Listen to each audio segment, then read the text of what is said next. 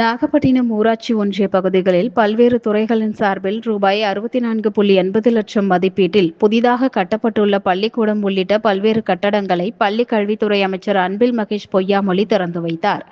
மாவட்ட ஆட்சித்தலைவர் ஆகாஷ், தமிழ்நாடு மீன் வளர்ச்சி கழக தலைவர் கௌதமன், நாகை சட்டமன்ற உறுப்பினர் ஆலூர் ஷா நவாஸ் ஆகியோர் கலந்து கொண்டனர்.